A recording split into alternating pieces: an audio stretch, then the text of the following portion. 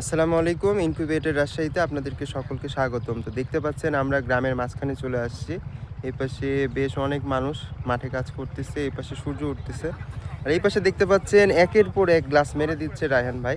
আমার হাতেও গ্লাস আছে। তো এটা হচ্ছে অর্গানিক এবং অথেন্টিক খেজুরের রস। তাই নাকি ভাই? বিসমিল্লাহ। ভিডিও করতে তো খাওয়ার সুযোগ পাচ্ছে না সাদমান ভাই। মাশাআল্লাহ। ঠান্ডা অনেক।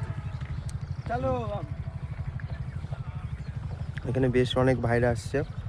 আর ওই যে ওখানে খেজুরের রস এবং মানে রস থেকে গুড় তৈরি করা হচ্ছে। আর এটা পুরাই প্রাকৃতিক একটা পরিবেশ, অস্থির একটা জায়গা। মাশাআল্লাহ।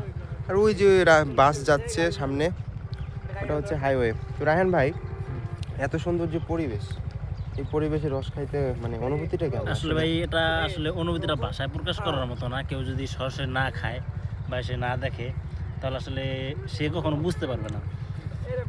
আর রসটা যে খাইতেছেন এটা দিয়ে বুঝতেছেন যে ভাই এটাতে কোনো হাইড্রোস বা কোনো কেমিক্যাল নাই। জি, কেমিক্যাল থাকলে একেবারে বা হাইড্রোস থাকলে চিনি authentic। থাকলে অবশ্যই মিষ্টি বেশি হইতো।